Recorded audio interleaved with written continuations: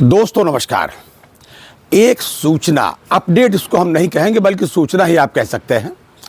सूचना ये है भाई साहब कि 2025 हम लोगों का धीरे धीरे हाथ से लगभग खिसक गया, बिल्कुल अंतिम पड़ाव पर है। कुछ सूचनाएं मेरे पास कल थी, या जो यूँ समझिए कि जो मैं बताने वाला हूँ ये सूचना कल भी मेरे पास थी, तो मैंने सोचा कि शायद शाम तक कुछ नई खबर आ जाए।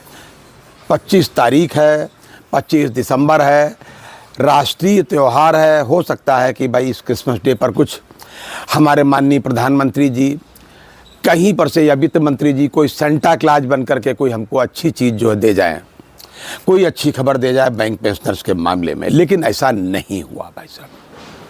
हाँ, तो सूचना भाई साहब ये है कि एक हमारे बहुत ही अच्छे, बहुत ही जुझारू वयोवृद्ध, समझ लीजिए वयोवृद्ध उनको कहना अच्छा नहीं होगा क्योंकि वो बहुत उम्र के बाद भी अभी बिल्कुल यंग दिखते हैं।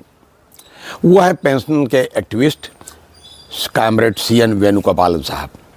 CN वेणुगोपालन साहब इंडियन बैंक के सीनियर मैनेजर थे पहले, लेकिन उसके बाद में वो जो है पूर्ववर्ती स्टेट बैंक ऑफ ट्रावनकोर में कुछ वर्ष के लिए भारत सरकार द्वारा बोर्ड ऑफ डायरेक्टर में एक डायरेक्टर के रूप में नियुक्त किए गए थे।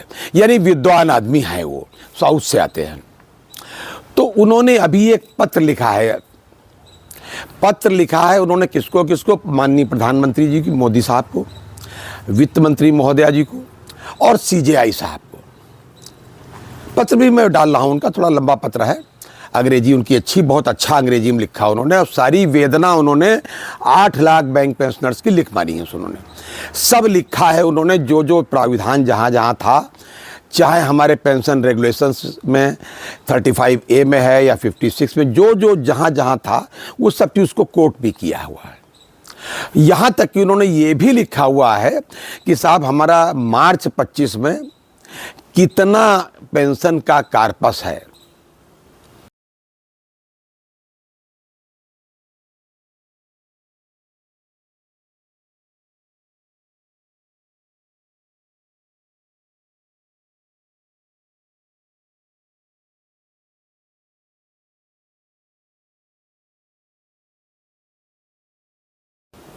अरे भाई साहब 4,26,000 से ऊपर है। अगर आप देखें उनको डाटा सब लिखा उसमें, इतना लाख मतलब इतने करोड़ है, मतलब 4,26,000 कुछ करोड़ करके।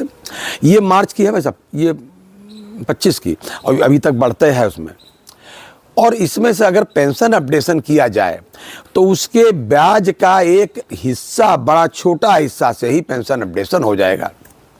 अमूमन है ये कि सरकार को वो कार्य करने में थोड़ी ज़्यादा व्यवस्था करनी पड़ती, ज़्यादा विचार विमर्श करना पड़ता, गणित लगानी पड़ती है, जिसमें सरकार को अपने पास से पैसा देना पड़े, केंद्रीय कर्मचारियों को, मेडिकल डिपार्टमेंट को, यानी हेल्थ डिपार्टमेंट को, या किसी लोक निर्माण विभाग को। लेकिन यहाँ तो अपने ही पैसे से, अपने ही कमाए हुए पैसे से, अपने ही कंट्रीब्यूशन के पैसे से पेंशन अपडेशन लेनी है, अनुमति सरकार और IBA की। उसमें भी IBA का झूठ, कितनी समस्याओं का सामना हमको लोगों को करना पड़ रहा है, और दिन प्रतिदिन कितने लोगों को हम लोग अंतिम संस्कार करके लौट के आते हैं वहाँ से, कितने ही लोगों को बिल्कुल प्रभु के यहाँ चले जाते हैं। प्रतिदिन का भाई साहब रिकॉर्ड है। अगर हमारे सारे डायरीज बताना शुरू कर दे तो आप सबकी आंखों में आंसू आ जाएंगे। नॉर्मली होता है कि जो जिसको जानता है उसी हिसाब से समझ जाता है, या कोई बड़ा लीडर हो।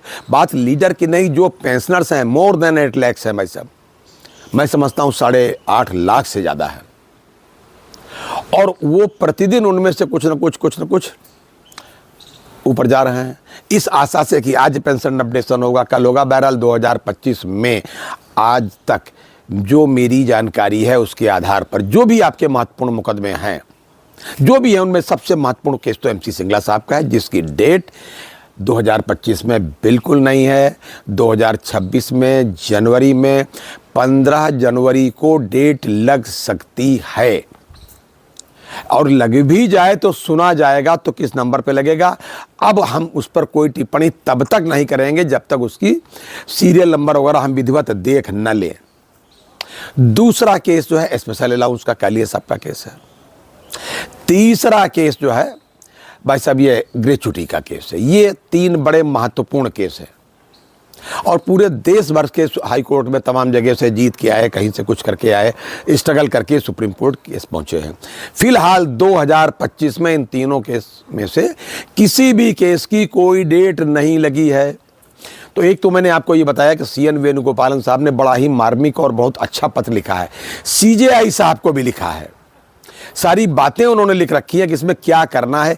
एक आपके आदेश मात्र से थोड़ा आप सहृदय हो जाएं इन वयोवृद्ध लोगों के मामले में, सुपर सीनियर्स के मामले में, सुपर सीनियर सिटीजन के मामले में, सीनियर सिटीजन में नहीं, बहुत सुपर सीनियर सिटीजन भाई साहब, इनके मामले में। और एक बात और लिखी उन्होंने कि 10 वर्ष होने जा रहे हैं स्वर्गीय MC सिंगला साहब के केस को सुप्रीम कोर्ट में आए हुए। होने जा रहे हैं क्या मतलब यह है, उन्होंने ये भी कहा 10 वर्ष जिस दिन हो उसके पहले अगर आप इसका फैसला दे देंगे तो बड़ी कृपा होगी। मैं आपको याद दिला दूं, 3 फरवरी 2016 को अगर कंप्यूटर के हिसाब से आप देखें तो दोपहर के 12 बजे जो कंप्यूटर में एंट्री हुई है, आप देख सकते हैं उसको। तो 3 फरवरी 2026 में 10 साल पूरे हो जाएंगे सुप्रीम कोर्ट में इस मुकदमे को।